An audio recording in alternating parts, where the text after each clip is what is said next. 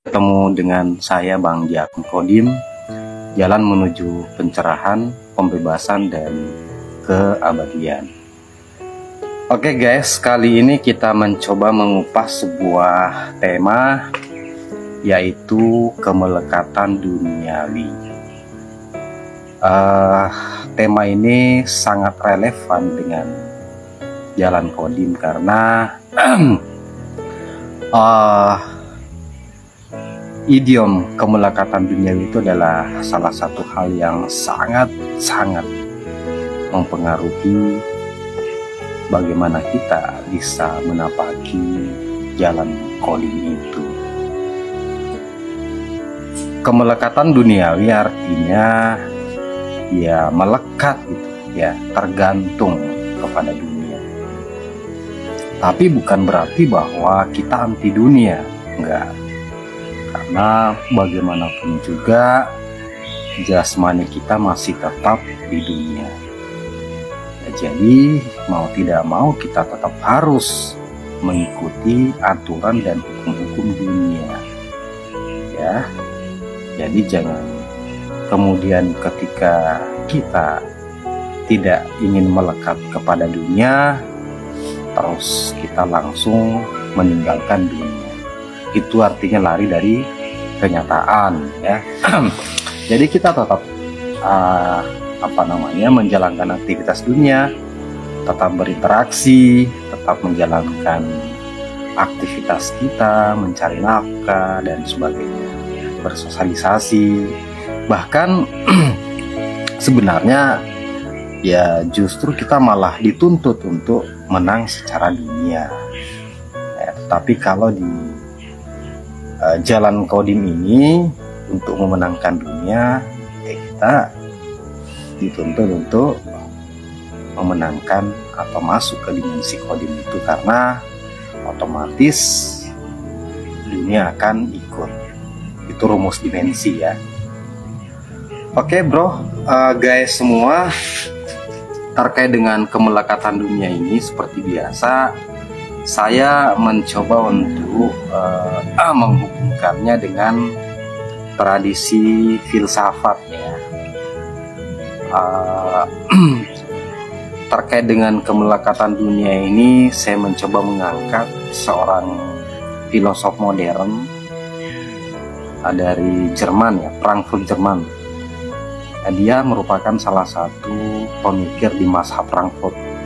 Kan kalau di era 70 sampai 80 itu kan ada mazhab pemikiran yang biasa dikenal dengan mazhab Frankfurt. Nah, salah satunya anggotanya itu adalah Erich Fromm ini.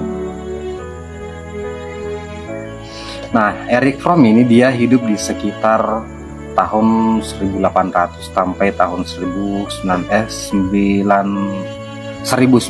sampai 1980. Ya.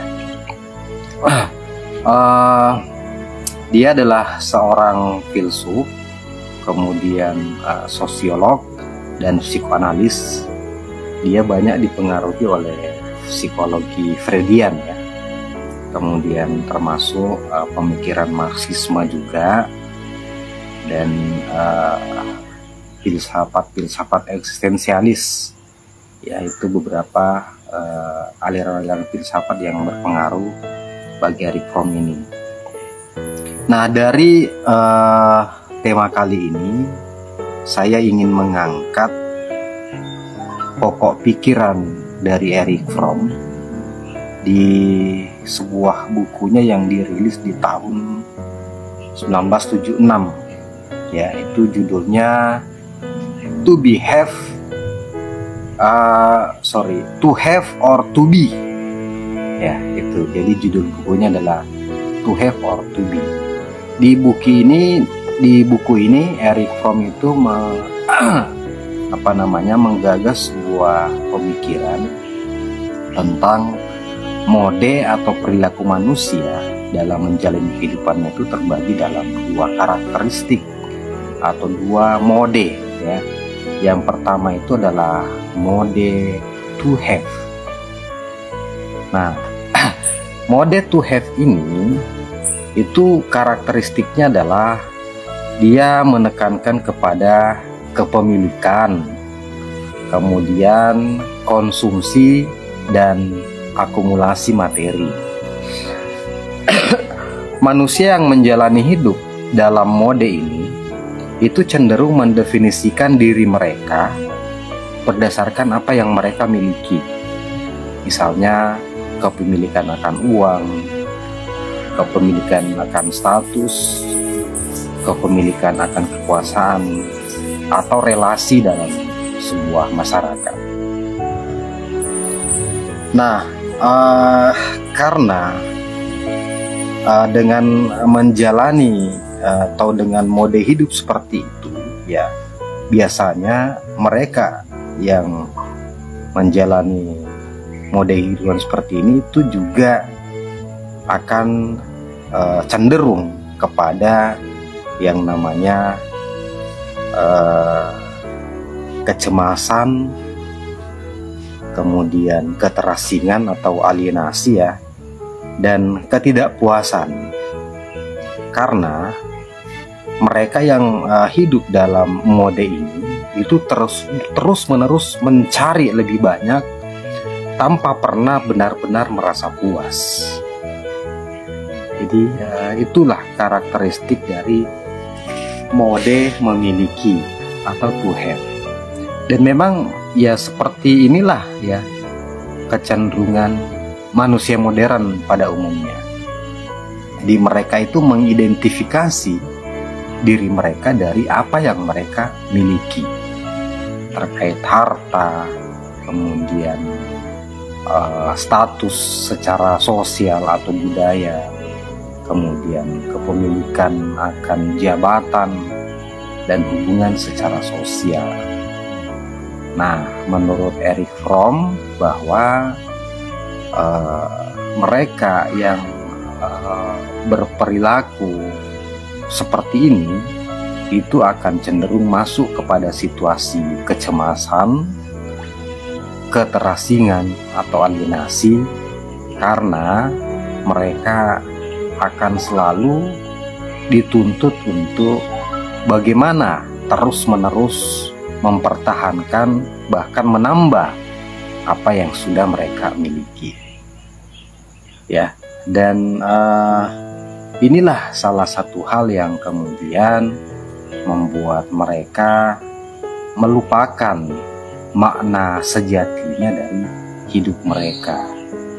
Jadi kalau kita kaitkan dengan pola hidup masyarakat modern saat ini ya, yang bisa kita lihat ya, mulai dari bangun tidur sampai kemudian mau tidur lagi, itu tiada lain yang dilakukan adalah fokusnya tertuju untuk bagaimana mempertahankan atau menambah atau mengumpulkan hal yang bisa mereka miliki ya, seperti harta, kemudian bagaimana mengejar karir, bagaimana mengejar jabatan dan sebagainya.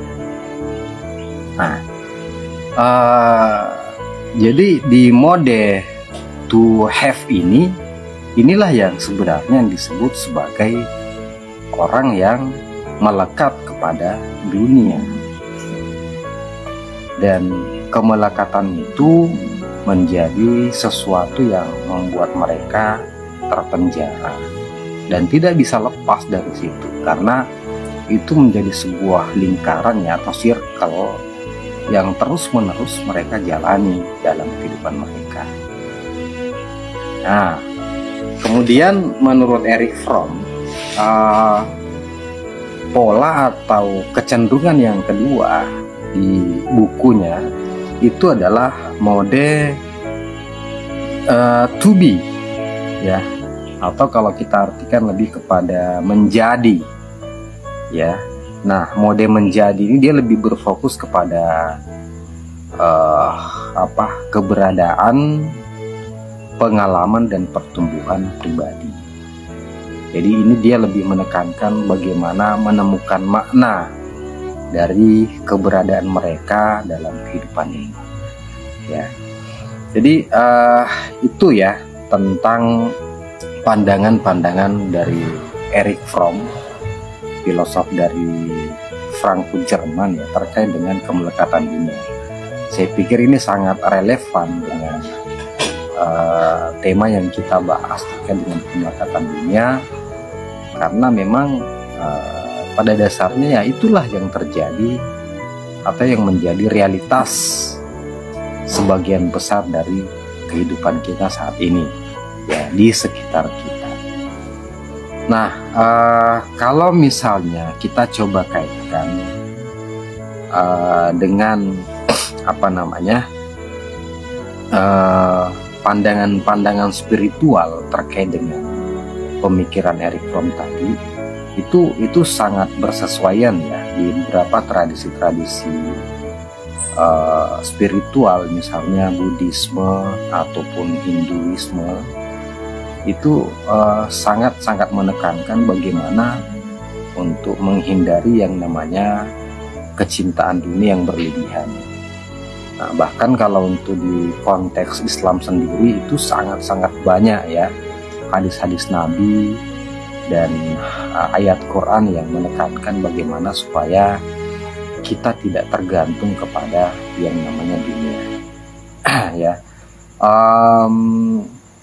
ya saya mencoba untuk melihat beberapa ayat atau hadis ya tentang kemelekatan terhadap dunia ya. Misalnya nih ya, di surat Al-Hadid ayat 20 ini dikatakan bahwa ketahuilah sesungguhnya kehidupan dunia itu hanyalah permainan, sesuatu yang melalaikan, perhiasan, saling berbangga di antara kamu, dan berlomba-lomba dalam kekayaan dan anak keturunan. Itu seperti hujan yang tanamannya mengagumkan para petani. Kemudian tanaman itu menjadi kering dan kamu lihat warnanya kuning, kemudian menjadi hancur. Ya. Dan kehidupan dunia ini tidak lain hanyalah kesenangan yang palsu. Ya. Kemudian coba kita lihat di di ayat lain ya. Misalnya di Al-Munafikun ayat 9. Janganlah harta benda dan anak-anakmu melalaikan kamu dari mengingat Allah. Barang siapa yang berbuat demikian, maka mereka itulah orang-orang yang rugi. Kemudian di Ali Imran lagi ya 185, kehidupan dunia itu tidak lain hanyalah kesenangan yang memperdaya. Yaitu di ayat Quran, dan masih banyak lagi yang lainnya ya. Nah, kalau misalnya di hadis ya, di hadis kita coba lihat. Ini saya banyak referensi ya, karena saya punya asisten namanya ChatGPT ya. Jadi kalau untuk menghubungkan ayat Quran dan hadis terkait tema yang kita bahas itu tinggal buka ChatGPT ya. Itu ada semua. Nah, jadi sekarang yang bergelut di bidang penceramah, dakwah atau apapun itu tidak perlu khawatir ya, ada ChatGPT yang akan jadi asisten kita untuk mencarikan dalil. Karena terkadang kan kalau kita ngomong sesuatu pasti orang bilang dalilnya mana gitu ya. Nah, sekarang gak usah khawatir karena ada asisten ChatGPT yang akan memaparkan semua dalil-dalil apapun yang kamu minta, tinggal ketik aja. Jadi yang dibutuhkan sekarang adalah kepintaran untuk bertanya ya, karena di ChatGPT ada semua. Nah, ini coba kita lihat ya, lanjut di tentang hadis Nabi. Di sini ada di hadis Baihaqi dan Abu Nuaim. Nabi Muhammad SAW bersabda, cinta dunia adalah akar segala kesalahan. Ya. Nah, kemudian ada lagi di HR Muslim ini nomor 2858, Rasulullah SAW bersabda, dunia ini dibandingkan dengan akhirat hanyalah seperti seseorang yang mencelupkan jarinya ke laut. Maka lihatlah berapa banyak air yang menempel di jarinya. Ya, jadi ketika kita mencelupkan air di laut, kemudian kita angkat ya, dan yang ikut itu ya seperti itulah gambaran dunia dibandingkan dengan akhirat. Ya, akhirat kalau dalam kajian kita kan bukan akhirat yang nanti ya, tapi kalau di kajian di channel Kodim ini akhirat itu ya sekarang gitu. Cuma dia sifatnya dimensional gitu. Karena alam dunia ini dimana yang kita rasakan ini sebenarnya itu di belakangnya adalah akhirat, tapi dia dimensional. Jadi dia bukan deret ukur ya. Kalau deret itu kan dunia kemudian akhirat. Jadi satu dunia dua akhirat. Ya, kalau di kajian Kodim itu nggak seperti itu. Dunia akhirat itu adalah sesuatu yang sifatnya paralel gitu. Ya, dia berada dalam waktu yang sama. Ya, jadi kita sekarang hidup di dunia nih. Ya, sebenarnya kita pun sedang di akhirat gitu. Akhirat itu kan kekal, ya. Akhirat itu kekal. Dia sudah ada sebelum kehidupan dunia. Jadi kalau kita sedang menjalani dunia sebenarnya kita berada dalam liputan akhirat gitu. Ya, cuman kan persoalannya atau pertanyaannya adalah bagaimana bisa memasuki alam akhirat ketika kita masih hidup. Ya, sebenarnya channel ini jalan Kodim itu yaitu sebenarnya arahnya ke sana. Menapaki jalan Kodim itu adalah menapaki jalan untuk menjalani kehidupan akhirat ketika kita masih di dunia gitu. Ya, nah itu. Jadi bukan akhirat setelah kita mati, enggak. Ya, jadi akhirat yang kita maksud adalah ya alam Kodim itu. Ya, ketika kita masuk di situ artinya ya kita sudah melakukan apa yang baginda Nabi katakan bahwa orang beriman itu hidup di dua alam. Kemudian juga baginda lagi mengatakan masuklah kamu dalam Islam secara kafah ya, rohani dan jasmani dan rohani. Ya, masuk ke rohani itu sebenarnya adalah itu kita sedang menapaki jalan Kodim. Nah, di jalan Kodim itu kan bertingkat-tingkat lagi di situ, berdimensi lagi gitu. Jadi bukan ujuk-ujuk ketika masuk di situ kemudian kita udah nyampe, enggak. Di situ tetap ada alam yang berdimensional lagi. Nah, oke, lanjut ya. Jadi makanya tema kita kemelekatan tentang dunia itu adalah salah satu hal atau salah satu hal yang sangat berpengaruh bagaimana kita bisa menapaki jalan Kodim ini. Jadi itu salah satu pintu masuknya ya, bagaimana kita bisa melepaskan kemelekatan kita atau keterikatan kita terhadap duniawi, tetapi dengan tidak meninggalkan hukum-hukum dan aktivitas keduniawian ya. Nah, tadi kita udah bahas ya banyak ternyata ayat-ayat atau hadis-hadis di dalam Islam itu yang menekankan bagaimana kita bisa melepaskan kecintaan kepada dunia atau yang biasa disebut hubbu dunia. Nah, terus ada lagi nih yang saya ingat dulu ada hadis Nabi juga yang mengatakan bahwa salah satu penyakit yang paling banyak menimpa umatku di akhir zaman itu adalah kecintaan akan dunia, hubbu dunia ya. Nah itu, jadi memang ternyata baginda Nabi sudah menubuatkan bahwa hal ini akan terjadi, dan kita lihat sekarang memang ya sepertinya seperti itu, udah seperti itu kan. Jadi makanya tadi kenapa saya mengangkat pemikiran Erich Fromm itu ya, walaupun beliau adalah seorang penganut Marxisme ya, dia banyak dipengaruhi oleh pikiran-pikiran Marxisme, ya. Tetapi si Erich Fromm ini mampu menganalisis dan mampu mengungkap sebuah fakta bahwa memang manusia itu kecenderungannya akan selalu terjerembab atau jatuh pada kecintaan kepada dunia itu tadi.